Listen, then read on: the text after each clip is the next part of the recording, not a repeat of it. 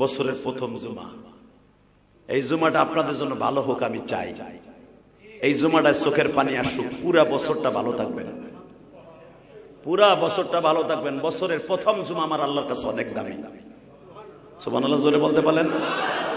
বছরটা শুরু হোক জুমার নামাজটা চোখের পানি দিয়ে। নবী ইউনূস আলাইহিস সালাতু ওয়াস সালাম সদা সর্বদাই আল্লাহকে এত ভয় পাইতেন, আল্লাহকে এত ভয় পাইতেন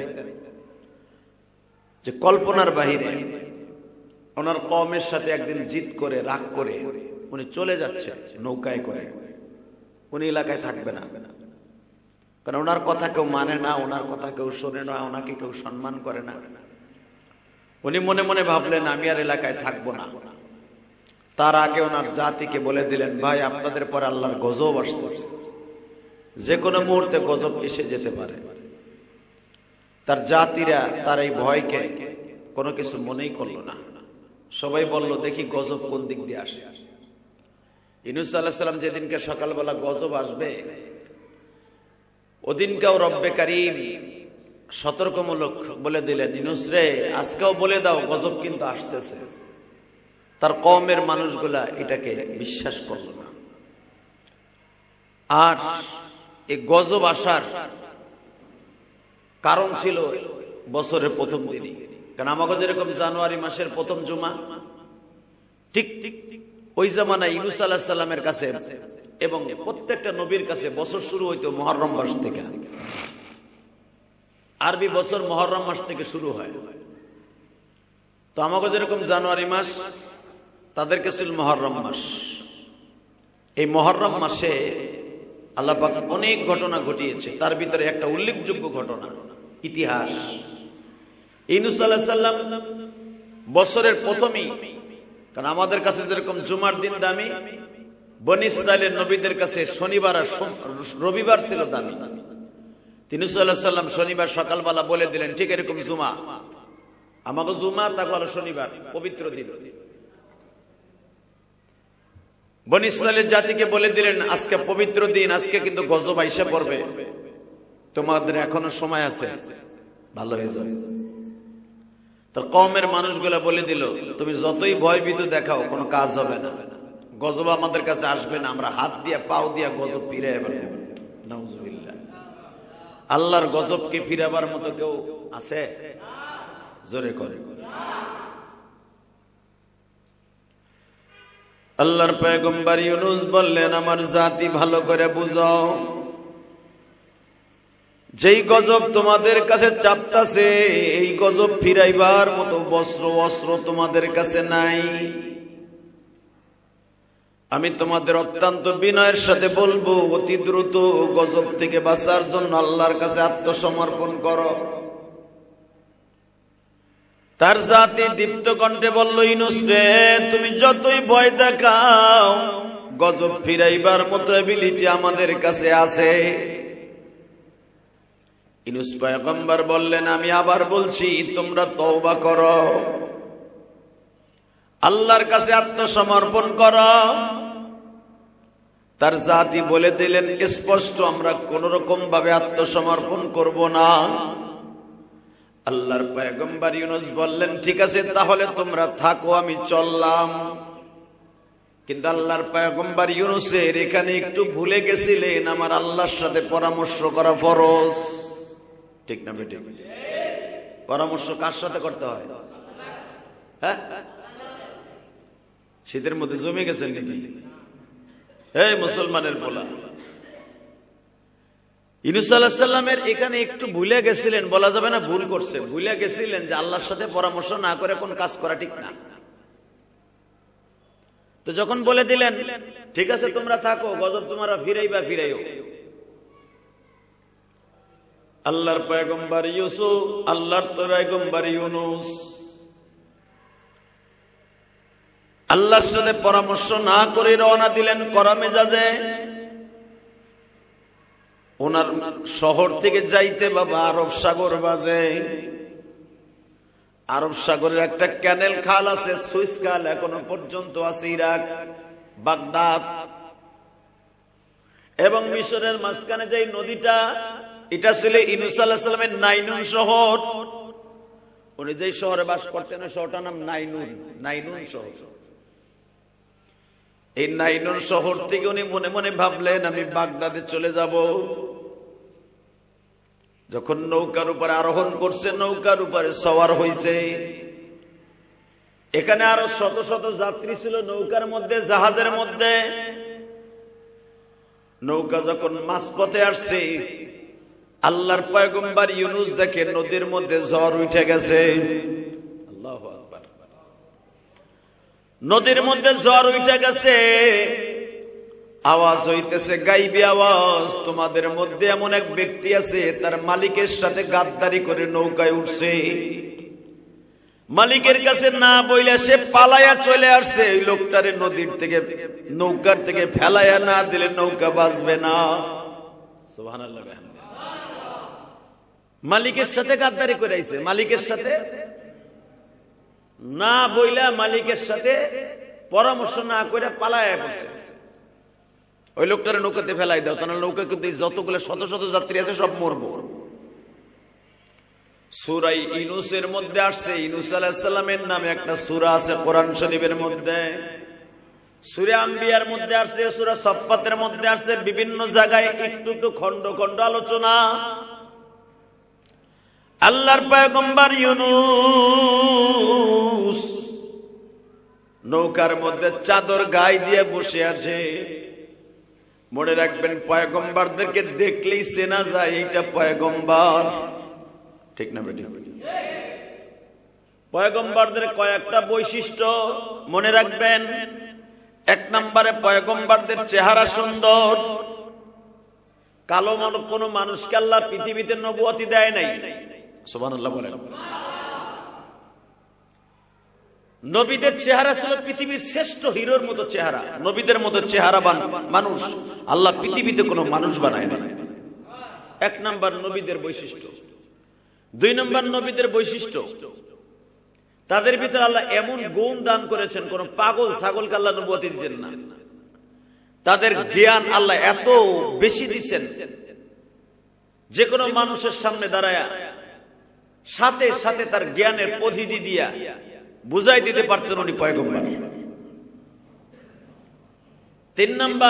তিন নম্বরে হলো আল্লাহ রাব্বুল আলামিন নবীদের ভিতরে এমন কিছু মুআজিজা দান করেছিলেন, অলৌকিক অদৃশ্য, যেগুলা মানুষের দ্বারা সম্ভব না, সেগুলো নবীদের দ্বারা আল্লাহ দান করেছিলেন।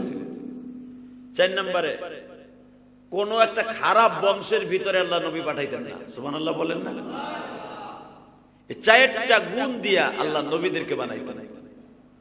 তো ইউনূস আলাইহিস সালাম এক তো বংশ ভালো, 2 নম্বরে পৃথিবীর শ্রেষ্ঠ চেহারাদের মধ্যে, ওই জামানার সবচেয়ে পৃথিবীর মধ্যে শ্রেষ্ঠ চেহারাদের মধ্যে নবী ছাড়া ইউনূস আলাইহিস সালামের চেহারা। 3 নম্বরে লোকটা সব দিক দিয়ে পরিপাটি, লোকটা ভদ্র, অভদ্র না। নৌকার ভিতরে উঠা হামতাম নাই, চুপচাপ করে বসে আছে। সবাই এখন খুঁজতেছে ওই লোকটা কে, যে মালিকের সাথে কথা না বলে, পরামর্শ না করে চলে আসছে, তারে নামাই দাও, তার জন্য এতগুলা যাত্রী মরে যাবে। আল্লাহর পয়গম্বর ইউনূস নিচে আইসা ধরা দিলেন যে ভাই, আমি আমার মালিকের সাথে পরামর্শ না করে আয়া পড়ছি। সবাই বলে, দূর, আপনার চেহারা দেখতে এত সুন্দর, আপনার বংশ ভালো, আর চেহারাকে আপনি মনে হয় নবী হবে,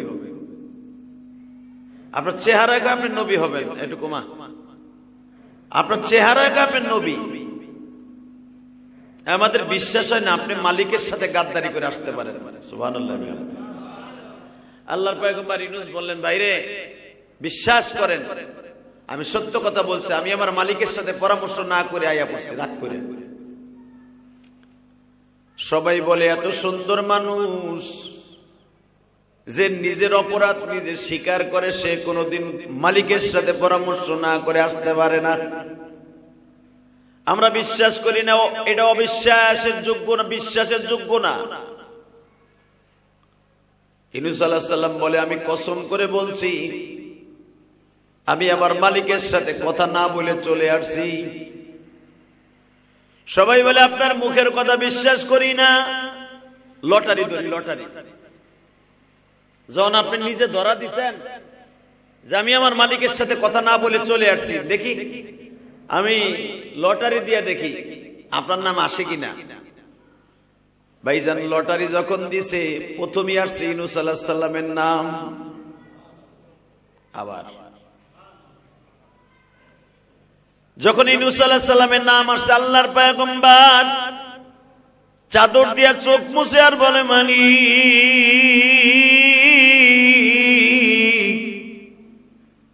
তাহলে বোঝা গেল আমার মতো অপরাধী এই জাহাজে আর কেউ নাই।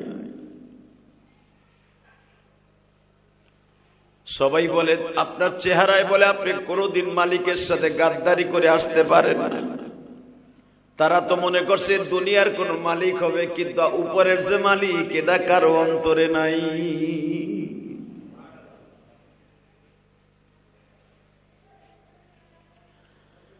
আবার জিজ্ঞেস করতেছে লটারিটা আবার একটু ঘুরায় ফিরায় দেখি, নৌকার মধ্যে যাদের নাম আছে সবাই নামের উপরে লটারি দেয়, কারো নামে লটারি ঘুরে না। আবার দ্বিতীয়বার ঘুরে ইউনূস নবীর নাম। সুবহানাল্লাহ, জোরে কোন। এই মিয়া চুপ হয়ে বসে রয়েছেন কে? পাথরের মূর্তির মতো বসে রয়েছে মিয়া। আবার তিনবার এবার যখন লটারি দিছে, তিনবার ইউনূস আলাইহিস সালামের নাম আসছে। ইউনূস আলাইহিস সালামকে তারা নদীর মধ্যে ফেলতে লজ্জা পাইতেছে, কারণ এত সুন্দর মানুষ কোনদিন খারাপ কাজ করতে পারে না। বাজান পৃথিবীতে কিছু কিছু মানুষের চেহারা আছে, দেখলেই বোঝা যায় লোকটা নিষ্পাপ। ঠিক না বেটি? জীবনে কোনোদিন একটা অন্যায় করে নাই, চেহারায় বলে দিতে পারবে।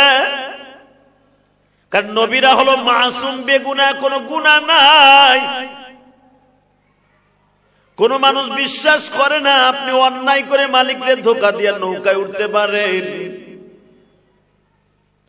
মনে রাখবেন, আমার পয়গম্বর নবী মুহাম্মদুর রাসূলুল্লাহ সাল্লাল্লাহু আলাইহি ওয়াসাল্লাম মক্কার ভূখণ্ডে মানুষের কাছে ধোঁকাবাজ ছিল। নাউজুবিল্লাহ বলেন। বেঈমানদের কাছে ধোঁকাবাজ, ইমানদারের কাছে পৃথিবীর শ্রেষ্ঠ মহামানব। ঠিক না বে ঠিক? এই জন্য দেখবেন ইহুদি নাসারারা কোরআন শরীফ ধরিয়া পান নিচে দিয়া সিরা সিরা নট্টুকিদের পায়ের নিচে ফেলায়। দেখেন না, মাঝে মাঝে ইউটিউবে দেখা যায়। ডেনমার্কে এক মহিলা কোরআন শরীফ দিয়ে টিস্যু পেপার বানাইছিল। তার পায়খানার লজ্জা স্থানগুলা লেপটিন করে পায়খানা করে মুছছিল। ওই মহিলা যে সময় কাজ করেছে আমার মাবুদের কোরআন দিয়া, ইতিহাস প্রমাণ করে তার শরীরের ওই জায়গা থেকে এমন পছন্দ ধরছে, 3 মাসের ভিতরে ক্যান্সার হইয়া, এইডস হইয়া দুনিয়ার থেকে মহিলা পস্তে পস্তে বিদায় নিছে। এই দৃশ্য দেখে তার বংশের ভিতরে প্রায় 1 থেকে 100 জনের উপরে মানুষ কালেমা পড়ে মুসলমান হয়েছে। এটা কোরআনের মুজিজা। সুবহানাল্লাহ বলতে পারলেন না? তো কিছু কিছু জিনিস আছে চেহারার ভিতর ফুটা উঠে, যে লোকটা খারাপ কোনো কাজ করতে পারে না। কথা বল না কেন? জোরে করে দেখবেন, কোন মাদ্রাসার ছেলে যদি ভুল করে চুরিও করে ফেলে, চুরি করে ফেলে, চুরি করার কারণে একজন পাশের থেকে, ভাই ছেলেটার চেহারা ও আসলে চোর না, ও হয়তো পেটের অভাবে, ক্ষুধার অভাবে হয়তো কিছু চুরি মুড়ি করছে, আরে মাফ করে দেও। ঠিক না বেটি?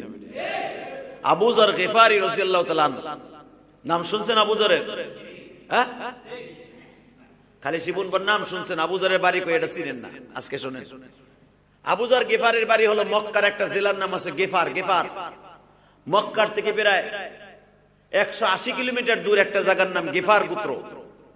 মক্কার ভিতরে যেরকম কুরাইশ বংশ দামি ছিল, আর এটা তায়েফ থেকে প্রায় ইয়ামানের বর্ডারের কাছাকাছি, এখানে একটা বংশ শহর ছিল গিফার গোত্র, অনেক দামি গোত্র।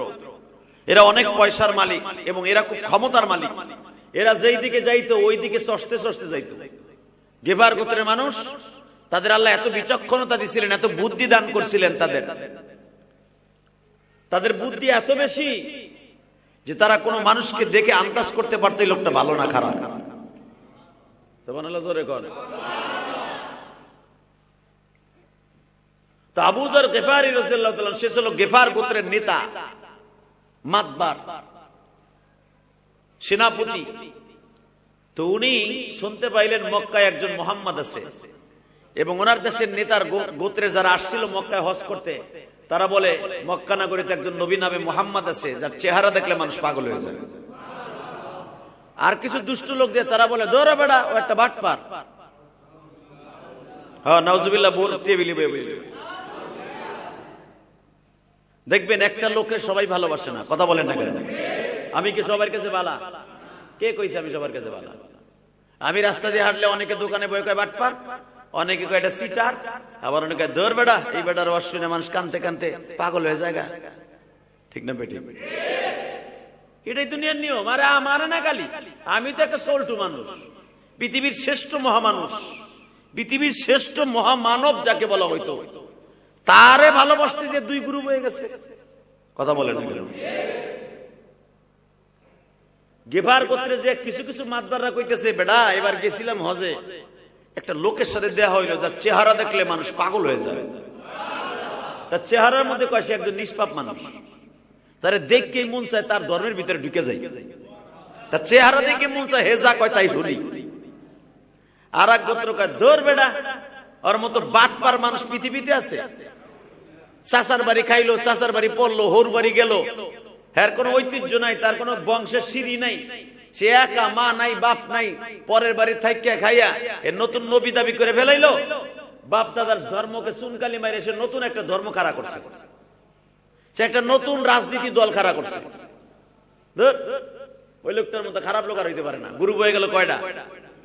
জোরে কর, আরো জোরে, আরো জোরে, হ্যাঁ জোরে কর না। কয়টা? দুইটা। আর এক গ্রুপ মাঝখান দিয়ে খাড়াই গেছে, আবার নতুন দল। সেটা দূরও বেড়া। যদি লোকটা এতই খারাপ হবে, তাহলে তার চেহারা দেখে মানুষ পাগল হয় কেন? তার কথা শুনে, ব্যবহার দেখে মানুষ কালেমা পড়ে কেন? এই যে কালেমা পড়ে, তৃতীয় নাম্বার যে দলটা, এই হল আবু যর গেফারি। সুবহানাল্লাহ কইলেন না? যে কোনো জায়গায় দেখবেন তিনটা গ্রুপ হয়, তাই না? আওয়ামী লীগ আছে, বিএনপি আছে, মাঝখানে এখন সবচেয়ে বড় নেতাগিরি খাড়ায় গেছে জামাত ইসলাম। কথা কর না কেন? আবার মাঝখান দিয়ে আমাকে হুজুর গোটাও বাসের মতো বুক জ্বালাইছে। দুনিয়ার নিয়ম কিন্তু এটা। কথা কর না কেন?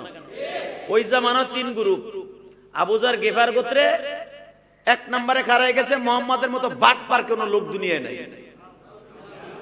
নাউজুবিল্লাহ। আসতে গেলে বুবো হয়ে মরবা, একটা ডাইরেক্ট বুবো হয়ে মরবা। আমার নবীর মতো সুন্দর মানুষ আছে? কোরআনে কি বলে শুনেন? লাকাদ কানা লাকুম ফি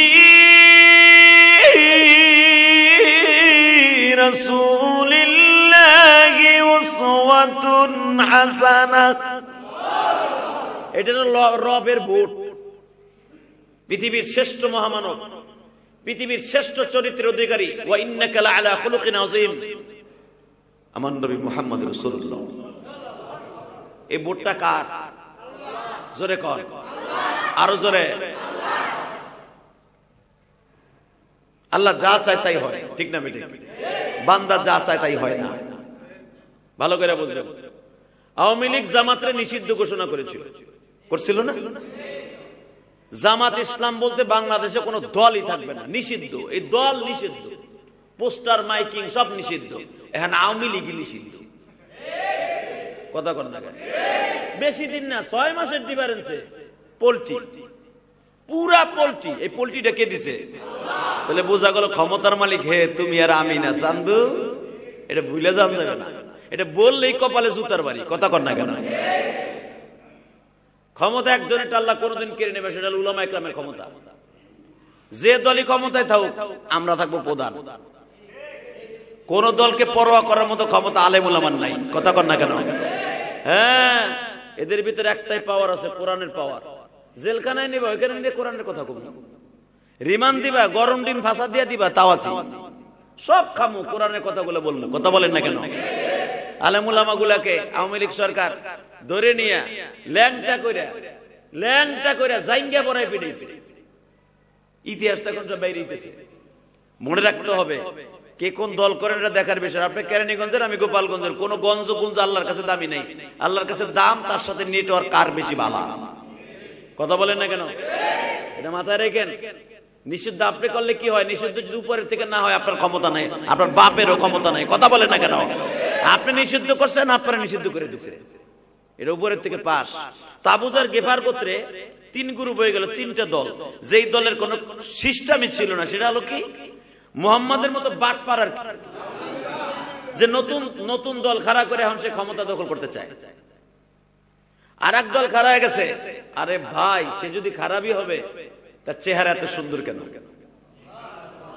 সে একটা মিথ্যা কথা কয় না, তার চেহারা দেখলে ক্ষুধা লাগে না, তার কাছে বসতে গেলে ঘন্টার পর ঘন্টা বসে থাকা যায়, সামনে বই একটা জোরে কথা বলা যায় না। তার সামনে বসতে উচ্চ বাক্যে একটা কথা বলবে, এই ক্ষমতা পৃথিবীর কারো নাই। আর এক দল কয় ওইলে হইতেও পারে, লোকটারে দেখলে যদি মানুষ পাগল হয়। এই লোকটারে দেখলে যে মানুষ পাগল হয়, এই দলের নেতা ছিল আবু যর গিফারি। জোরে করে, উনি ছিল মাঝখানে, উনি হাও না নাও না, খারাপও না ভালো না। উনি মনে মনে ভাবলো, আমি যখন একটা গোত্রের নেতা, একটু যাইয়ে দেখি মোহাম্মদ আসলে কি বাটপার, না আসলে সন্ত্রাসী, না আসলে লোকটা খারাপ। উনি আমার নবীকে টেস্ট ম্যাচ দেখার জন্য, টেস্ট ম্যাচ দেখার জন্য আসছে, এই লোকটাকে খারাপ না ভালো। উনি আইসা কাবা ঘরের সামনে মুসাল্লায় নবী, যেখানে জিবরাইল নবীকে নামাজ শিখিয়েছিলেন, এখানে 7খানা পাথর আছে, অনেক বর্তনপূর্ণ পাথর। এই পাথরে গড়ে চুপচাপ করে বয়ে রয়েছে। মানুষ আসে যায়, তপ করে, ঘুরে, নামাজ পড়ে, ঘুরে, বিভিন্ন সূরাতে কেউ হইহুল্লাহ করে, কেউ ঢোল ডক্কর বাটায় কাবা ঘরের পাশে, কেউ আবার পাথরে মূর্তি আইনা কাবা ঘরের সাথে ঠেকাই দিয়া আবার সেজদা দেয়। নিজের খোদারে নিজের কাঁধে করে আইনা নিজেই সেজদা দেয়, অন্য কোনো খোদার কেউ ইবাদত করবো না। মক্কার বেঈমান গুলার সিস্টেম ছিল, হ্যাঁ গো খোদার নিজের ইবাদত নিজে করতো, নিজে খোদারটা কিনতো, ওটার কিনা কাবা ঘরের সাথে শোয়াইতো, চিৎ করে থোয়াই তুইয়া ওর ইবাদত হে করতো। নাউজুবিল্লাহ বলেন। এই জন্য দেখবেন 300 গোত্রের 300টা খোদা ছিল। কোন খোদার ইবাদত কোন গোত্রের মানুষ করতো না, মক্কার নিয়ম ছিল এটা। এই জন্য 360টা মূর্তি ছিল কাবা ঘরের ভিতরে। কারো খোদার ইবাদত কোন বংশের মানুষ করতো না। তা আবু যর গিফারি উনি কোন খোদা মোদার সাথে নিয়ে আসে নাই, উনি ঠিক কাবা ঘরের দরজার কাছে বয়ে রইছে, ডাইনে বামে তাকাইতেছে, যে শুনছি ওই লোকটার বলে মক্কার ভিতরে তার মতো চেহারাবান কেউ নাই, তার দেখলি ঠিক পাওয়া যায় যে এই লোকটা নবী। আবু যর গিফারি বাজান সকাল থেকে নিয়ে বিকাল পর্যন্ত বসে আছে, কিন্তু মক্কায় কার পূজারি করছে, মুহাম্মদ কাবায় ঢুকলেই তার আত্মহত্যার জন্য রেডি করবা, গুপ্ত হত্যার জন্য রেডি করবা, মুহাম্মদকে পেশার দিবা যেন সে আত্মহত্যা করে মারা যায়। আমার নবীকে আল্লাহ নিষেধ করলেন, ইদানিং আপনি কাবার ভিতরে ঢুকবেন না, হেরেমের মধ্যে ঢুকবেন না, আমি আল্লাহ নিষেধ, বাসায় বসে নামাজ পড়বেন। তাহলে বোঝা গেল, রাস্তা যদি ক্লিয়ার না হয়, মসজিদে যদি ভেজাল থাকে, মসজিদে আসাও আপনার জন্য নিষেধ, বাসায় বসে নামাজ পড়বেন যদি আপনার দুশমন থাকে। এটা হাদিস, নবীরে বলে দিলেন আপনি আপাতত হেরেমে ঢুকবেন না, নামাজ বাসায় বসে পড়বেন। সুবহানাল্লাহ বলেন না? ঠিক ওই টাইমে আবু যর গিফারি আইছে। কারফুজের সময় নবী মুহাম্মাদের ঢোকা নিষেধ, কারফু, ডাইরেক্ট কারফু, মুহাম্মাদের কোন মুসলমান মক্কায় ঢুকতে পারবে না, হেরেমে ঢুকতে পারবে না। ইন দি মিন টাইমে আবু যর গিফারি সকাল থেকে বয়ে রয়েছে, একই জায়গায় একই সিস্টেমে, ডাইনে তাকায় বামে তাকায়, যে মুহাম্মদ নামে কোন লোকের নাম শুনতে পাই কিনা, ওই চেহারার মানুষ পাওয়া যায় কিনা। হঠাৎ করে দেখে কেউ নাই, কিন্তু মনে রাখবেন আমার নবীর চেহারার সাথে কিছুটা মিল ছিল হযরত আলী রাদিয়াল্লাহু তাআলা। আমার নবীর চেহারার সাথে মিল ছিল হাসান হুসাইনের চেহারার মিল, আমার নবীর চেহারার সাথে মিল ছিল ফাতেমার চেহারার মিল। এই জন্য বাপ চেহারাওয়ালা মেয়েদের কপাল অনেক ভালো হয়, আলহামদুলিল্লাহ বলতে পারলেন না? ফাতেমার চেহারার মিল সরাসরি নবীর সাথে মিল ছিল, আর মা ফাতেমার চেহারার সাথে মিল ছিল হাসান হোসেনের চেহারা। আলীর চেহারার সাথে নবীর চেহারার মিল ছিল নাক আর চলের দিক দিয়া। তো আলী রাদিয়াল্লাহু তাআলার চেহারা ছিল টল ফিগার ওয়ালা, অনেক সুন্দর চেহারা।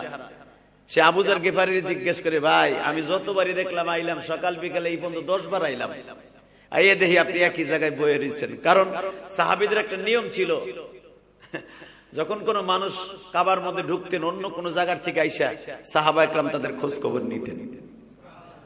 দেখবেন দাওয়াত ও তাবলীগের কাজ যারা করে, একটা লোক দোকানের সামনে যায়, যদি দাড়ি টুপি দেখে একটা কলেজের বন্ধুরে, যারা তার পিঠে হাত দেয়, ভাই বাড়ি কই তোমার, নাম কি, কি করো, নামাজ টামাজ পড়ো, পড়ো ভাই, নামাজ ছাড়া উপায় নাই, বলে কি বলে না? এই সময় তো মুসলমানদের দাওয়াত দেয়, ওই সময় একটা কাফের খুঁজতেন যে একটা এরকম ভালো ছেলে পাওয়া যায় কিনা, তার কালেমায় আনা যায় কিনা। তালি যে পিঠে হাত দিছে, ভাই আপনার নাম কি? এমন ভয়াবহ পরিস্থিতি যে তার জিজ্ঞেস করবে আপনি আসছেন কি জন্য, এই শব্দটা ব্যবহার করতে পারতেছে না, গোয়েন্দা আলীর পিছনে লাগান। সুবহানাল্লাহ বলেন না? এত ভয়ঙ্কর দৃশ্য। এমন একটা সময় গেছে, আপনাকে মনে আছে, সাইদি সাহেব যখন মারা গেল, আমি দোয়া করছিলাম বাসায় বইয়া। এমন একটা সময় আসলো, আপনারা জানেন, জুনায়েদ বাবুনগরী যখন মারা গেল, সে তো আমার উস্তাদ। জুনায়েদ বাবুনগরী মারা যাওয়ার পরে আমার এই বাসায় বইয়া কে বা কাহারা জুনায়েদ বাবুনগরীর নামে দোয়া হবে ইলিয়াস রহমান জিহাদির এই মসজিদে একটা পোস্টার ছাপায় দিল। এই পোস্টারটা ফেসবুকে দেখা 2 থানার থেকে 11 গাড়ি পুলিশ আইছিল আমার ধরার লেগে। আপনারা জানেন না, আওয়ামী লীগের যত পোলাপান আছে সব আমার বাড়ি ঘেরাও করছে। ইলিয়াস রহমান জিহাদি জুনায়েদ বাবুনগরী হেফাজত ইসলামের নেতা।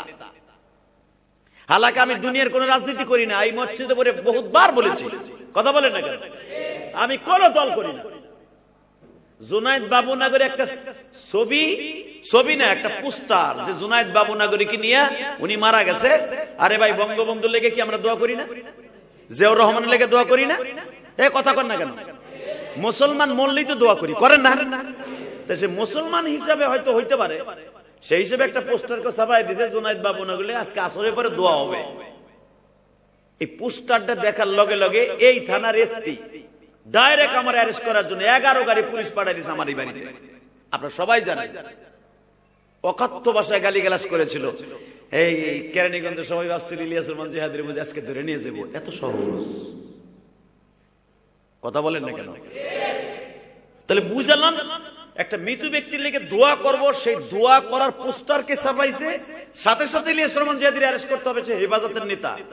পরে খুঁজে মুজে দেখে আমি হেফাজতের নেতাও না, কোন নেতাই না, কিচ্ছুই না। কে পোস্টারটা ছাপাইছে, কে ছাড়ছে, তার কোনো হদিসও নাই। তাহলে বোঝা গেল এমন একটা সময় গেছে, কথা বললেই সাইদির লেগে দোয়া করবে সেটাও নিষেধ। কথা বলেন না কেন? আহমদ শফির লেগে দোয়া করবে ওটাও নিষেধ। দোয়া করতে হবে একমাত্র এক বড় বড় নেতার লেগে, বঙ্গবন্ধুর লেগে, নাহলে জিয়াউর রহমানের লেগে। সব আলো এই দেশে সোলা। কথা কর না কেন? তার হলো দেশের নেতা আর আলেম উলামা যেগুলো, এগুলো সব চোর। আল্লাহ কয় আর হবে না, এবার দোয়া চাইস। কথা বলেন না কেন? দোয়া জোর করে নেওয়া যায় না। দোয়া কোথার থেকে নিতে হয়? জোরে বলেন, কোথার থেকে? আপনি দোয়া করতে নিষেধ করলেও কি হবে, যদি উপরের থেকে দোয়া করা আইসা যায়, এমনি ইলিয়াস রহমান জিহাদির সামনে তার নাম চলে আসবে। কথা বলেন না কেন? এটা হলো দোয়া অন্তরের থেকে। আপনি জোর করে বলেন বঙ্গবন্ধুর নাম প্রত্যেক মসজিদ দোয়া করতে হবে, না করলে এটা চাকরি শেষ। দোয়া ঠিকই করবে, আল্লাহ দিও দিও, জান্নাত দিও, মনে থেকে কইবে আল্লাহ তুমি খুঁড়ে দিও। কথা কর না কেন? এটা ভালো করে বুঝবেন, দোয়া ভিতরের থেকে আসে। এই মুসলমানের পোলা ভালো করে বুঝবেন। আল্লাহ তো আবু যর গিফারি যে আসছে, আবু যর গিফারি রাদিয়াল্লাহু তাআলা যে আসছে, আয়েশা জিজ্ঞেস করতেও সাহস পাইতেছে না। এমন ভয়াবহ পরিস্থিতি মক্কায়, মুসলমানের নাজুক অবস্থা, যে ভাই আপনি কোথা থেকে আসছেন, কই যাবেন, কারে দেখতে আইছেন? খালি আলী ইশারা দিয়ে বলেন ফাশারাতিল ইয়া আবু গাজ্জার গিফারি তাহলে না, খালি বললেন আসেন, আপনি মনে হয় সকাল থেকে বলতে কিছু খান নাই, আগে কিছু খাওয়া দাওয়া করেন। যাওন বারা বাজান, এবার দিলটা নরম করবেন। একটা লোক ক্ষুধার্ত থাকলে, এটা মক্কা, এটা বাংলাদেশ না, যেখানে সেখানে খাওয়ান পাওয়া যায়। আজ থেকে 1445 বছর আগে মক্কায় সচরাচর খাওয়ান পাওয়া যাইতো না। আর কেউ যদি খাওয়ান দিত, তার মতো বন্ধু আর কেউ হতো না। হযরত আলী বললেন আসেন, আমার বাড়িতে আসেন। বাড়িতে লয়ে গেছে, দস্তরখার মধ্যে খাওয়ান খাওয়াইয়া জিজ্ঞাসা করতে সাহস পায় নাই যে আপনি আসছেন কে। কারণ আলীর বাপ আলীর দুশমন। কারণ আলীর বাবার নাম হলো আবু তালেব। আবু তালেব ও তার পিছনে লেগে রয়েছে, কি লেগে আইছে আবার আমার পোলায় ওরে কালেমা পড়ায় কিনা। কি মনে করলেন আপনি? বাজানের সামনে বইয়া হযরত আলী জিজ্ঞেস করতেও সাহস পায় নাই, ভাই কেন আসছেন, কি জন্য আসছেন? খাওয়ান দাওয়ান হয়েছে, পেটটা ভরছে? হ্যাঁ যান। ওই লোকটা যায় আবু যর গিফারি আবার কাবা ঘরের সামনে বইয়ে দিচ্ছে। পরের দিন হযরত আলী সকালবেলা যায়, আলী খেয়াল করছে যে এই লোকটা কইতে আইছে, কেন আইছে, নজরে পড়ে গেছে। পরের দিন সকালে যে যায় দেয় ঠিকই ওই একই জায়গায় লোকটা ওইখানে বসা। আলী যে বলছে আজকে মনে হয় কিছু খান নাই, আসেন আজকেও আসেন। আজকে ঘরের মধ্যে নিয়ে আলীর খাবারটা দস্তরখাই দিয়ে বলে এটা আমার খাবার, আপনি খান। খাওয়ান দাওয়ান শেষ হওয়ার পরে বলে ভাই ইশারায় কিছু কথা বলবো, আপনি বুঝে নিবেন। আপনি আসছিলেন কেন? আবু যর গিফারি বললেন আমি গিফার গোত্রের নেতা, আমি একজন শিল্পপতি মানুষ। সুবহানাল্লাহ বলেন না? গিফার গোত্রে কোন মানুষ ব্যবসায়ী করতে হলে আমার ট্যাক্স দিয়ে তারপরে যেতে হবে। সিরিয়ায় কোন মানুষ যদি তায়েব দিয়ে যাইতে হয় গিফার গোত্রের উপর দিয়ে, আমার ট্যাক্স না দিয়ে কেউ আমার উপর দিয়ে যেতে পারবে না, আমার শহর দিয়ে। আমি সেই নেতা আবু যর গিফারি। আবু যর গিফারি আপনার নাম বহুত শুনছি, আপনি খুব চেতা লোক, আপনি আসছিলেন কেন? বলে আমার এলাকায় 3 গ্রুপ হয়ে গেছে। এক গ্রুপ কয় মুহাম্মাদের মতো বাটপার আর কেউ নাই, নাউজুবিল্লাহ বলেন, তার মতো খারাপ মানুষের কেউ নাই। আর এক গোত্র হয়ে গেছে তারে দেখলে বলে মানুষ পাগল হয়ে যায়, কালেমা পড়ার লেগে পাগল হয়ে যায়। আর এক গোত্র খারাপ গেছে, আরে লোকটা যদি এতই খারাপ হবে তাহলে লোকটার কাছে মানুষ যায় কেন? তাদের মধ্যে আমি একজন, তারে দেখতে আইছিলাম যে দেখি ওই বেটার চেহারার মধ্যে কোনো বাটপারের ছাপ আছে কিনা। নাউজুবিল্লাহ বলেন। হযরত আলী চোখের পানি ছেড়ে দিয়ে বলে শোনেন, ভালো জায়গায় আসছেন, উনি আমারই আপন চাচতো ভাই। আপনার চাচতো ভাই? আপনার চাচতো ভাই? আরে আপনার চেহারা যদি এত সুন্দর হয়, না জানি আপনার চাচতো ভাইয়ের চেহারা কত সুন্দর। হযরত আলী বললেন আপনি কি তার সাথে দেখা করতে চান? ভাই দেখা করার লেগে তো 2টা দিন ধরে বয়ে রয়েছে একই জায়গায়, কেউ কিছু কইতেও জিজ্ঞেস করতে সাহস পাই না। জিজ্ঞেস করলে তো আমি মাইর খাবো, কারণ এলাকা তো আমার না। এলাকার রাজনীতি খুব গরম দেখলাম। আমি তো রাজনীতিবিদ, আমি বুঝি, এলাকায় পাড়া দিলেই বুঝি।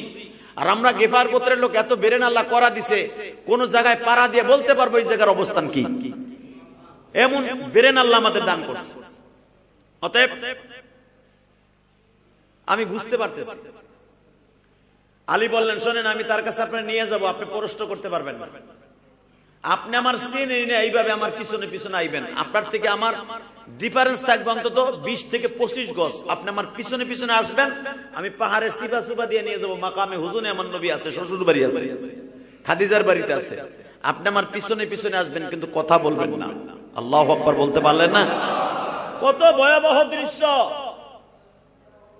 ইসলাম এত সহজ না, দাওয়াত ও তাবলীগের কাজ এত সহজ না। এই কোন ইঞ্জিনিয়ারের কাছে, কোন ডাকাইতের কাছে, যার ভিতরে ইলম নাই, আমল নাই, যে ইঞ্জিনিয়ার ছিল আগে ছিল দাওয়াত ও তাবলীগের মেহনত করে 1 বছর সাল লাগায়া, সে আলেমের ব্যাস ধরে পাগড়ি একটা পেঁচাইয়া মনে মনে ভাবে সাদের গুরু বইয়া আলেম উলামার সাথে টক্কর মারে। কথা বলেন না কেন? ওই রে বেটা, আলেম হতে হলে 17টা বছর মাদ্রাসা মেহনত করতে হবে কোরআন হাদিসের পিছনে। এত সহজ? বড় বড় ফতোয়া দেয়, অমুক আলেম খারাপ, অমুক আলেম খারাপ। এই 7 গ্রুপের কিছু কিছু ইঞ্জিনিয়ার আছে। আর ইঞ্জিনিয়ার তুই রাস্তার ইঞ্জিনিয়ার, তুই মেশিনের ইঞ্জিনিয়ার, দাওয়াত ও তাবলীগের ইঞ্জিনিয়ার না। দাওয়াত ও তাবলীগের ইঞ্জিনিয়ার হলো উলামায়ে কেরাম। তোমাদের কাছে দাওয়াত ও তাবলীগের কাজ কোনোদিনও নিরাপদ নয়, নিরাপদ হলো আলেম উলামাদের কাছে। কারণ ইলিয়াস রহমাতুল্লাহ আলেম ছিলেন, ইনামুল হাসান সাহেব আলেম ছিলেন, জাকারিয়া সাহেব রহমাতুল্লাহ আলেম ছিলেন, ইলিয়াস রহমাতুল্লাহর বাবা উনিও আলেম ছিলেন। তোমার মতো ইঞ্জিনিয়ারের কাছে, তোমার মতো অমুক তমকের কাছে 2 সাল 5 সাল 1 সাল লাগাই আলেমের ভ্যাস ধরলে দাওয়াত ও তাবলীগের কাজ তোমার দ্বারা বোঝা সম্ভব নয়। এত সহজ দাওয়াত ও তাবলীগের কাজ বেটা। আলী কত বড় আলেম তাই দেখো। আলী বলে শোনেন, আপনি আমার থেকে অন্তত 20 থেকে 25 গজ দূরে থাকবেন, আপনার সাথে আমার টাচ লাগবে না, আপনি মুহাম্মদ সাল্লাল্লাহু আলাইহি ওয়াসাল্লামের বাসায় যেতে পারবেন। ওই লোকটা বুঝে ফেলছে রাজনীতির পরিস্থিতি খুব গরম, এখানে আলীরও বিপদে ফেলা যাবে না, আমিও বিপদে পড়তে রাজি না। মক্কার মানুষ বড় হিংস্র, মক্কার মানুষ ক্যাডার, মক্কার মানুষ বাটপার, মক্কার মানুষ খারাপ, এটা আমি জানি। এই লোকটার বিপদে ফেলানো যাবে না। আবু যর গিফারি পিছনে পিছনে যায়। আমার নবী মাকামে হুজুর মা খাদিজার বাড়ি 2 তলা। এখন দিলটা নরম করে কানবেন। বছরের প্রথম জুমা, এই জুমাটা আপনাদের জন্য ভালো হোক আমি চাই। এই জুমাটায় চোখের পানি আসুক, পুরা বছরটা ভালো থাকবেন। পুরা বছরটা ভালো থাকবেন। বছরের প্রথম জুমা আমার আল্লাহর কাছে অনেক দামি। সুবহানাল্লাহ জোরে বলতে পারেন। বছরটা শুরু হোক জুমার নামাজটা চোখের পানি দিয়া। আবু যর গিফারি বিশ্ব নবীর দরজার সামনে এতিমের মতো দাঁড়ায় আছে। হযরত আলী ঘরের মধ্যে ঢুকিয়ে ইশারা দিলেন, ফাশারা দিলে ফাদখিলি আবু যর গিফারি, ঢোকো। ঢুকলি দরজা লাগাই দিছে। বৈঠকখানায় বসছে। মা খাদিজার চেহারে বইয়া আবু যর গিফারি ডাইনে তাকায়, বামে তাকায়, তাকায় বলে, হায় হায় রে, আমরা শুনছিলাম মুহাম্মাদের কোনো সম্পদ নাই, মুহাম্মাদের কোনো টাকা পয়সা নাই, যেই বাড়িতে আমি বইছি এই বাড়ির একটা ইটের চাকচক কেউ তো আমার বাড়িতে নাই। এত সুন্দর রাজপ্রাসাদ, এত দামি একটা বাড়ি। চুপচাপ করে, আরে খাদিজার বাড়িতে সোফা, সোফার পায়াগুলো স্বর্ণে, এত দামি সোফা, আমি যার আবু যর গিফারিরে বেচলেও তৈব না। একদিক দিয়ে বুঝলাম এই লোকটা অনেক সম্পদশালী। তারা বলছিল তাদের বাপ দাদার ঠিকানা নাই, সে এতিম, তার কোনো টাকা পয়সা নাই। কে বলছে তার টাকা পয়সা নাই? তার মতো ধনী কেউ নাই। বাজানরে হযরত আলী ঢুককেই দস্তরখান বিছায় দিলেন। এই জন্য দেখবেন মেহমান গেলে আগে সুন্নাত হলো তারে যে কোনো কিছু মেহমানদারি করানো। গল্প পরে নাস্তা আগে, এটা হলো সুন্নাত। আবু যর গিফারি দরখাস্ত বিছাই দিয়ে বলে, ভাইরে আপনি খাওয়া শুরু করেন, আমি এতিম নবীরে নিয়ে আসতাছি। আবু যর গিফারি বলে, খাওন পরে, আগে ওই চেহারাটা দেখি। হযরত আলী কানে কানে যা বললেন, নবীজি গেফার গোত্রের নেতা আসছে, আবু যর গিফারি। নবীর শ্বশুর বাড়ি মা খাদিজার বাড়ি 2 তলা, বাবা কাঠের সিঁড়ি বেয়ে বেয়ে নবী নিচে নামতাছে। এবার এত জোরে একটা আওয়াজ দিবা, তোমার জীবনে কোনোদিন এত জোরে আওয়াজ দাও নাই। আবু যর গিফারি আমার নবীরে দেখতেছে, সিঁড়ি বায়ে বায়ে নামতাছে, মনে হইতেছে পূর্ণিমার চাঁদ।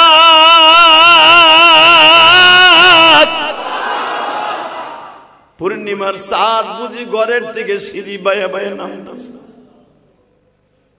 আবু যর গিফারি বাবা পাথরের মূর্তির মতো, কোনো আওয়াজ নাই, কোনো শব্দ নাই, বসার থেকে দাঁড়ায় পড়ছে নবীরে দেইখা। অপলক নেত্রে নবীর চেহারার দিকে তাকায় আছে। আবু যর গিফারির সামনে আমার এতিম নবী কখন আসছে আবু যর গিফারি নিজেও জানে না। আবু যর গিফারি আমার নবীর চেহারার দিকে তাকায় বলে, এই চেহারা কোনদিন মিথ্যাবাদী সেটার বাটপারের চেহারা হইতে পারে না গো। এই চেহারাটা কোনদিন কোন বাটপার মানুষের হতে পারে না। আবু যর গিফারি একটা দৌড় দিয়ে আমার নবীর হাত মোবারক ধরিয়ে একটা চুমা দিয়ে দিলেন। নবী আমার আবু যর গিফারির ঘাড়ের পরে হাত দিয়ে বসাইলেন দস্তরখানের মধ্যে।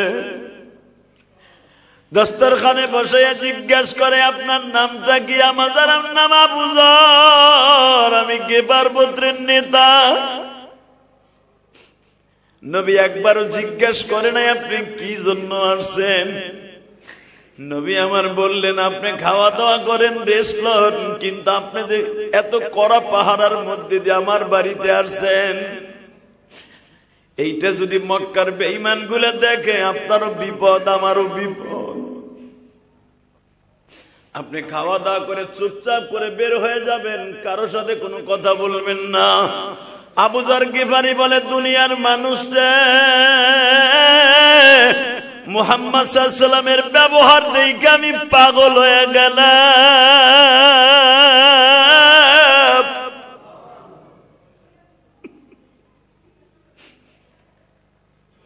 আমি ওই দিনের কথা আমি গিফারি কোনদিন ভুলবো না। কোন দিনের?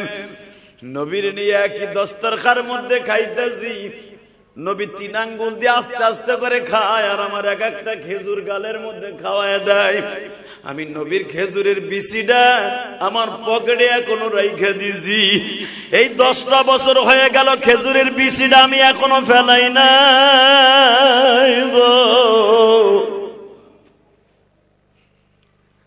যখনই আমার ক্ষুধা লাগে নবীর খাওয়ানো ওই খেজুরের আঠিটা আমি গালের মধ্যে দিয়া সুইং গামের মতো চুষা মারি, মাত্র কয়েক মিনিটের ভিতরে আমার পেটটা ভরিয়ে যায়।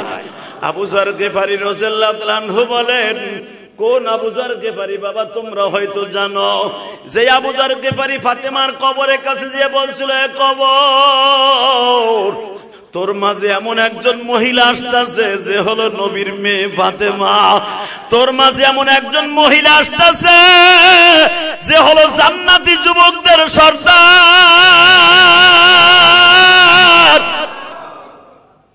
জান্নাতি যুবকদের সর্দারের মা ফাতেমা কবরে আসতেছে। কবর তোর মাঝে এমন একজন মহিলা আসতেছে যেই মহিলা শেরে খোদা আলীর বিবি, জীবনে কোনদিন স্বামীর মনে একটা কষ্ট দেয় নাই।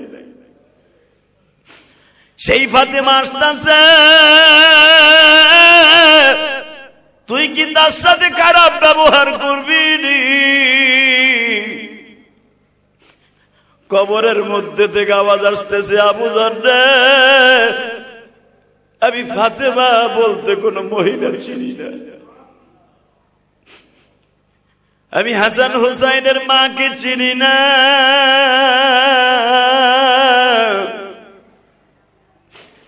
আমি দুনিয়ার কোন মানুষ চিনি না, আমি চিনি আমার মধ্যে যে ভালো কাজ নিয়ে আসবে। فمن يعمل مثقال ذرة خيرا يره ومن يعمل مثقال ذرة شرا يره। এটার মধ্যে যারা ভালো কাজ নিয়ে আসবে আমি তারই চিনব, আর কাউকে চিনি না রে আবু যর। এই শব্দটা শুই নাই বাবা আবু যর গিফারী চিৎকার মারে আর কান্দে আর বলে, দুনিয়ার মানুষ রে, কবর এমন একটা জায়গা যে কাউরে খাতির করব না। কেমনে থাকব ওই কবরে পড়িয়া,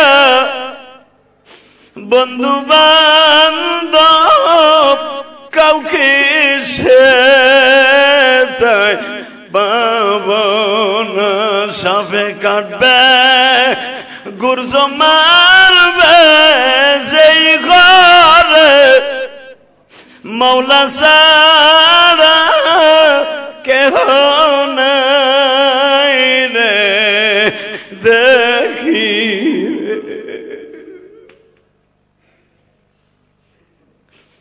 2025 সালের প্রথম জুমা, আমার মালিককে বুঝাইয়া বলো না, মালিক দুনিয়া সব চাইরা চইলা যাব,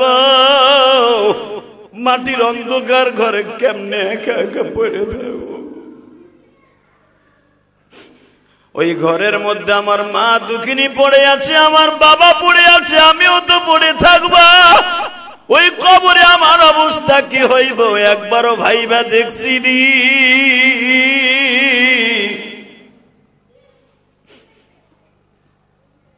আল্লাহ আল্লাহ সবাইরে মাফ করে দাও, জোরে কেন আমিন। বছরের প্রথম জুমা, আমার মালিকরে বুঝে কও, হতে পারে 2025 সাল আমার জীবনের শেষ সাল, আর আমি বাঁচবো না, ঠিক না বে ঠিক? দুনিয়ার সব বাহাদুরি আমার বন্ধ হয়ে যাবে যেদিন আমার চোখ দুটা বন্ধ হয়ে যাবে। আমার সন্তান বলবে এটা মরা লাশ, আমার ঘরের এত আদরের বিবি, ওই ডাইনিটা বলবে এটা আমার, ওই ডাইনি বলতে বাধ্য হবে এটা মরা লাশ। কথা বলেন না কেন? ওই বিবি বলতে বাধ্য হবে, আমার ওই ছেলে বলতে বাধ্য হবে আমার বাপ আর বাপ নাই, লাশ হয়ে গেছে। আমার বন্ধু বান্ধব বলবে এরে আর রাখা যাবে না, ওর মরা লাশ। আমি তখন সবার কাছে সবচেয়ে কুত্তার একটা দাম আছে, আমারও সেই দাম নাই, ঠিক না বেঠি? কুকুরে পিটাইয়া হলো পরে রক্ত আবার খাওন দেয়, আর আমি মারা গেলে জোহরের রক্তে মারা যাবো, আসরের পরে আর আমার কেউ দাম নাই। সবাই আবার কুকুরের মতো দূর দূর করে তাড়ায় দেবে, আবার এত স্বাদের বাড়ি, এত স্বাদের গাড়ি, কিচ্ছু আমার কাজে লাগবে না। কথা বাস্তব না অবাস্তব? ভালো করে বুঝবেন। বাচ্চা হারুন রশিদ ইন্তেকালের পরে, ইন্তেকালের আগে ওনার মুরিদকে বলে গেছিলেন, ওনার 4 জন খাদেমকে বলে গিয়েছিলেন, এই আমি মরার পরে আমার হাত দুইটা কাফনের কাপড় উপর রেখে দিবা। কেন রাখবা? আমি বলছি। হুজুর কেন রাখবো? হাত দুটো তো বাইর করে নিষেধ। তুমি দেখবা, জরিপ করবা, আমার এই হাত বাহিরে দিকে কে কি মন্তব্য করে। ওনার হাত যখন বাহিরে রেখে দিছে মোনাজাতের মতো, এক গ্রুপ কইতেছে দেহ বেড়ায় মরার পরও তার সম্পদের লোভ যায় নাই, হে হাত পাইতে ভিক্ষা চাইতেছে। কথা বলেন না কেন? আর এক গ্রুপ কইতেছে দেখ বাচ্চা হারুনা রশিদ যে সারা জীবন স্বর্ণের খাটে ঘুমাইছে, তার বাবা সেও বাচ্চা ছিল স্বর্ণের খাটে ঘুমাইছে, তার জীবনটাই স্বর্ণের প্লেটে খাইছে, স্বর্ণের গ্লাসে পানি খাইছে। আজকে দেখ খালি হাতে বাচ্চা হারুনা রশিদ চলে যেতেছে। এটাই বুঝাইতেছে দেখ আমার দুই হাতের মধ্যে কিচ্ছু নাই, সব খালি। বাজানরে ভালো করে বুঝবে না, বুঝার গেফারি, ও বুঝার গেফারি নবীর বাসার থেকে যখন রওনা দিয়া যায়, যাওনের সময় শুধু একটা কথা বলে দিয়া যায়, নবী গো আমি আবার আসবো কালেমা পড়ার লগা। এই আবু যর গিফারি বলেছিলেন, মানুষের চেহারা দিয়ে আন্দাজ করা যায় এই মানুষটা ভালো না খারাপ। কথা ঠিক না বেঠিক? অতএব আল্লাহ রাব্বুল আলামিনের কাছে আমরা তওবা করি, এই প্রথম জুমা থেকে নিয়ত করি এক ওয়াক্ত নামাজ জীবনে কামাই দেব না ইনশাআল্লাহ। যতদিন বাঁচবো বেশি বেশি করে আল্লাহর রাস্তায় দান করব। যা ইনকাম করব, 40 টাকা ইনকাম করলে 1 টাকা আল্লাহর রাস্তায় দেয়, এটা আমার জন্য ফরজ। এটা আপনি জানেন মাসলাটা? 40 টাকা ইনকাম করলে 40 লাখ টাকা থাকলে 1 লক্ষ টাকা আল্লাহর রাস্তায় আপনার দিতে হবে, এটা ফরজ। খালি কামাইয়ে ব্যাংকে থুইয়া দিবেন আর আল্লাহ আপনার ব্যাংকে ভরে দিব না। এমন একদিন আসবে সব একসাথে টান মারবে, তখন আপনার সব শেষ। সারা জীবন যা কামাবেন তার 10 ভাগের 40 ভাগের 1 ভাগ আল্লাহর রাস্তায় কিছু না কিছু দান করে যাবেন, সারা জীবন বাহাদুরের মতো থাকবেন ইনশাআল্লাহ। বলেন আল্লাহ আমাদের সবাইকে তৌফিক দান করুন। আসেন তওবা করে আস্তাগফিরুল্লাহ। বছরের প্রথম জুমা দেখা যাক বছরটা কে ভালোভাবে কাটাবার জন্য, আল্লাহর এই ঘরের জন্য। এখন তো আর আপনাকে খতিব সাহেবের বেতন দিতে হয় না। খতিব তো আমি, ইমাম তো আছি, ইমাম খাদেম এগো দিতে হয়, কারেন্ট বিল সহ অনেক টাকা খরচ। আপনি তো কিছু খবর লন না, আপনি নামাজ পড়েন, পড়ে যান। কিন্তু মনে রাখবেন মসজিদের একটা হক আছে না নাই? জোরে কর। কোন বাড়িতে আপনি দাওয়াত খাইতে গেলে হে বাড়ি খাইয়ে টাকা দেন না? কি লেগে দেন? চেহারা দেখে দেন। আপনি খাইছেন, দাওয়াত পাইছেন এই জন্য। কথা বলেন না কেন? ঠিক জুমার দিন আপনি আল্লাহর কাছ থেকে একটা দাওয়াত পাইছেন, জুমার মসজিদে কান্নাকাটি করলেন, নামাজ পড়লেন, মনে করতে হবে এটা আল্লাহর বাড়ির একটা দাওয়াত। আল্লাহর বাড়ির দাওয়াত খাইয়া পয়সা দিতে হবে কি হবে না? কথা বলেন না কেন? তো দেন দেখি আল্লাহর বাড়িতে প্রথম জুমায়, বছরে প্রথম জুমা কে দিবেন 1000 টাকা? দেখে হাত তোলেন তো, হাত তোলেন। 1000 টাকা কে দিবেন মসজিদে? একজন, দুইজন, আর কে? 1000, আর কে? 1000 টাকা আর কে দিবেন দেখি আল্লাহর বাড়ির দাওয়াত খাইতে আইছেন আজকে প্রথম জুমায়? দুইজনই, আর নাই? ও পকেটে টাকা থাকবে দিবেন না? আল্লাহ জানে আপনার চেহারা চিনে, আপনার চেহারা চিনে। আপনার পকেটে 5000 টাকা আছে, 1000 টাকা যদি আল্লাহর রাস্তা না দেন, টাকা কেমনে বাড়ি করে নিতে হয় এটা তার জানা আছে। কথা বলেন না কেন? আপনি দেখবেন যাইতেছেন জুমার নামাজ পড়ে, অটো গাড়িতে পড়ে ঠ্যাং ঠুং ভাঙ্গা 10 লাখ যাইব, তখন বুঝবেন। এই জন্য সদা সর্বদাই নিজের চেক দেওয়ার জন্য আল্লাহ রাসূলের হাদিস আছে, সাদকাতু তারাদ্দুল বালা, তুমি দান করবা, তোমার এই বডি আমি আল্লাহ হেফাজত করব। এটা আল্লাহর ওয়াদা। অতএব দুইজন পাইলাম, আর কেউ নাই 1000 টাকা দিবেন? আর কেউ নাই? আর কেউ নাই 1000 টাকা দিবে? আচ্ছা 500 টাকা কে দিবে দেখি? হাত তোলেন তো। 500 টাকা একজন। 500 আজকে কে দিবে? তোলেন, হাত তোলেন। 500 টাকা একজনই। 500 টাকা দেওয়ার মতো আর কেউ নাই? আচ্ছা ঠিক আছে, এইবার কিন্তু সবার হাত তুলতে হবে দেখি। 100 টাকা কে দিবেন আজকে? 100 উঠেন হাত। 100 টাকা আজকে 100 টাকা দিবেন আল্লাহর ঘরের জন্য। ঘরে বছরে প্রথম জুমা 100 টাকা, 100 টাকা আজকে দিবা, সারা জীবন ভালো থাকবা। আমি জিহাদি বলে গেলাম, কোটি কোটি টাকার মালিক একদিন হইবা, কিন্তু টাকা দেওয়ার তৌফিক তোমার থাকবে না। বলো আর কে দিবে 100 টাকা আজকে? আর কে 100? আর কে দিবেন 100? আর কে 100? আল্লাহ কবুল করেন। আল্লাহ সবার দানকে কবুল করেন। মসজিদের জন্য আল্লাহ সবাইকে বেশি বেশি দান করার তৌফিক দান করেন। আল্লাহুম্মা আমিন। ربنا ظلمنا أنفسنا وإن لم تغفر لنا وترحمنا لنكونن من الخاسرين ربنا فاغفر لنا ذنوبنا وكفر عنا سيئاتنا وتوفنا مع الأبرار ربنا فاغفر لنا ذنوبنا وكفر عنا سيئاتنا وتوفنا مع الأبرار رب العالمين 2024 সাল গত জুমায় বিদায় দিয়েছে 25 সালের প্রথম জুমা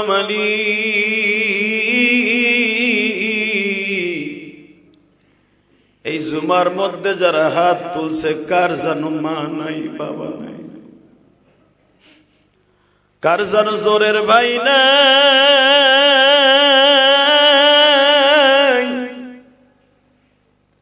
কার জানো কলিজার টুকরা সন্তান নাই গো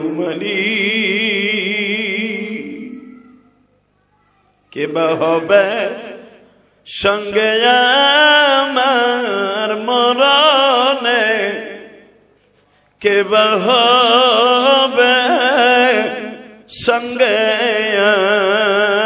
আমার কবর রব্বুল আলামিন 2024 সালে কত মানুষের জানাজা করলাম কত মানুষকে বালিশ ছাড়া শোয়া দিলাম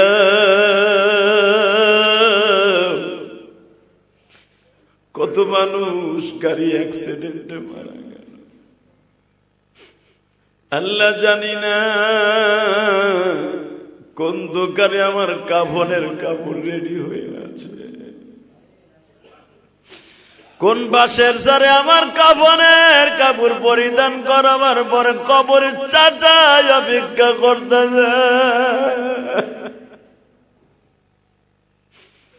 আমার জীবনের শেষ গোসলের জন্য সাবান অপেক্ষা করতেছে রব্বুল আলামিন বছরের প্রথম জুমায় 25 সালের জীবনের সব গুনাহগুলি মাফ করে দাও চোখের পানিগুলা কবুল করে আমাদের ছেলে মেয়েগুলা সবাইকে তুমি কবুল মঞ্জুর করে নাও আমানি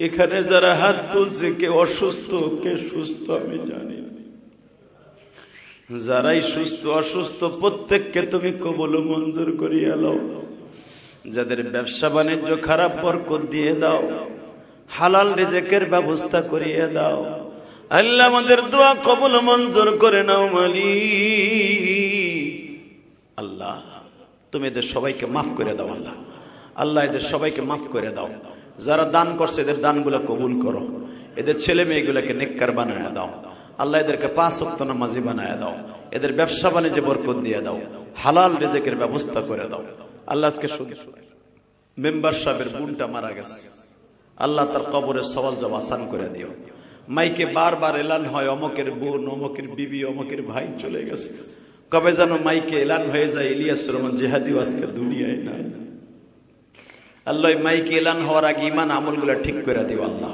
আল্লাহ আমাদের দোয়া কবুল মঞ্জুর করে নাও যারা অসুস্থ আছে তাদের সবাইকে সুস্থ বানায় দাও আল্লাহ অনেক দূর থেকে মিরপুর থেকে এখানে জুমা পড়তে আসে আমার ভাইরা কত কষ্ট করে শীতের মধ্যে আল্লাহ এদের প্রতিটা কদমে কদমে হাজার হাজার নেকির ব্যবস্থা করে দিও আল্লাহ একজাক তরুণ আমাকে অনেক ভালোবাসে মেহেরবানি করে এদেরকে যোগ্যতা সম্পন্ন এবং কামাইতে চাকরিতে নকরিতে বরকত দান করে দাও সাল্লাল্লাহু তাআলা আলা খায়রি খালকিহি মুহাম্মদ ওয়া নূরি আরশি সাইয়্যিদিনা মাহুম বিরহমাতিকা আরহামার রাহিমিন যার যার স্থানে যারা